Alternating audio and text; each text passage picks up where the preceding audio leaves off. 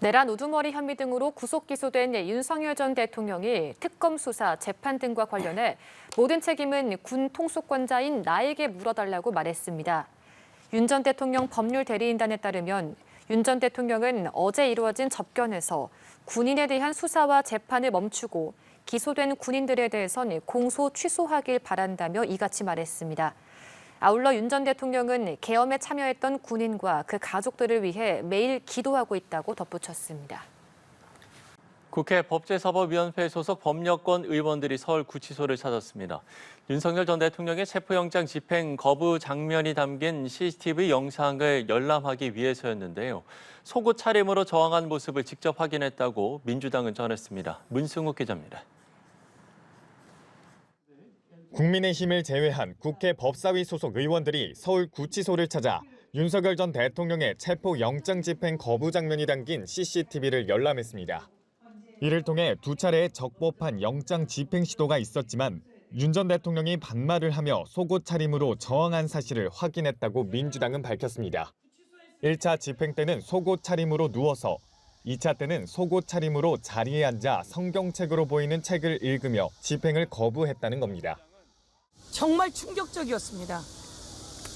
특검이 체포영장을 집행하러 와서 방의 문을 여는 순간 웃돌이도 속옷이었고요.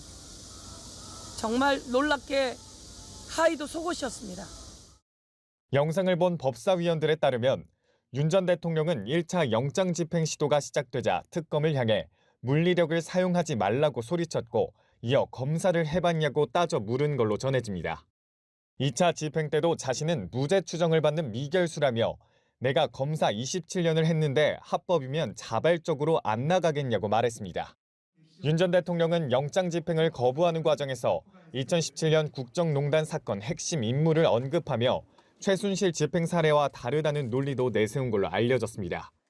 수용자 호송을 담당하는 출정 과장이 한때 대통령이셨던 분이 그렇게까지 하시느냐고 달랬는데도 윤 전 대통령이 체포를 거부한 모습 역시 확인됐다는 전언입니다. 영장 집행 과정에서 특검의 물리력 행사로 다쳤다는 윤 전 대통령 측 주장도 거짓말이라고 반박했습니다. 윤석열이 다리 꼬고 앉아있던 그 의자를 밖으로 끌어당기는 정도 수준의 물리력 행사만 있었을 뿐 강제로 드러내거나 끌어내거나 하지 않았습니다. 그런데 윤석열 스스로가 갑자기 의자에서 땅바닥으로 내려앉고 주저앉아서 윤 전 대통령 법률 대리인단은 입장문을 내고 CCTV 열람이 명백한 위법 행위이자 전직 대통령 망신 주기에 불과하다고 강력 반발했습니다. 하지만 민주당은 구치소에서 윤 전 대통령에 대한 특혜가 있었다는 의혹도 제기하고 있습니다. 연합뉴스TV 문승욱입니다. 네, 김건희 씨가 특검의 구속 기소에 달빛을 언급하며 자신의 혐의를 부인했습니다. 남편인 윤 전 대통령은 지난 탄핵 심판에서 달 그림자를 말하면서 경고성 비상계엄을 주장한 바 있죠. 달을 비유해서 혐의를 부인하는 모습이 판박이라는 평가입니다. 김선홍 기자입니다. 윤석열 전 대통령은 헌법재판소 탄핵 심판 과정에서 경고성 비상계엄을 주장하며 국회의원 체포 의혹 등을 모두 부인했습니다. 특히 탄핵 심판 5차 변론에서는 직접 발언권을 얻어 계엄 의혹은 실체가 없는 호수 위의 달 그림자라고 말하기도 했습니다. 지시를 했니, 지시를 받았니, 이런 얘기들이 마치 어떤 호수 위에 떠 있는 달 그림자 같은 거를 쫓아가는 그런 느낌을 좀 많이 받았고요. 하지만 헌법재판소는 위법한 비상계엄의 실체를 인정하며 윤 전 대통령의 달 그림자 주장을 받아들이지 않았습니다. 윤 전 대통령의 파면 이후 수면 아래로 가라앉았던 달은 최근 김건희 씨의 구속 기소를 통해 다시 주목받고 있습니다. 지난 29일 특검의 구속 기소 직후 김 씨는 변호인단을 통해 400자 분량의 입장문을 냈습니다. 김 씨는 입장문에서 가장 어두운 밤에 달빛이 밝게 빛나듯이 저 역시 저의 진실과 마음을 바라보며 이 시간을 견디겠다고 말했습니다. 달빛의 비유에 자신의 무고함을 강조한 걸로 해석됩니다. 헌정사 최초로 전직 대통령 부부가 나란히 구속 상태로 재판에 넘겨진 가운데 두 사람 모두 달에 빗대 각종 혐의와 의혹을 부인한 겁니다. 김 씨가 구속 기소에도 완강히 혐의를 부인하는 만큼 앞으로 진행되는 재판에서도 직접 나서서 혐의를 다룰 거란 관측이 나옵니다. 김 씨가 직접 재판에 출석한다면 건강상의 이유로 재판을 2달 가까이 거부하고 있는 윤 전 대통령과 다른 길을 택하게 됩니다. 정식 재판이 시작되면 김 씨는 최소 일주일에 한 번 서울 남부구치소에서 법원으로 출석할 전망입니다. 연합뉴스TV 김선웅입니다. 12.3 비상계엄으로 정신적 피해를 본 시민들에게 윤석열 전 대통령이 배상해야 한다는 법원의 첫 판단이 나왔습니다. 1인당 10만 원씩 지급하라며 시민들의 손을 들어줬는데요. 보도에 김예린 기자입니다. 지난해 12월 비상계엄 사태 이후 100여 명의 시민들이 모여 윤석열 전 대통령을 상대로 손해배상 청구 소송을 냈습니다.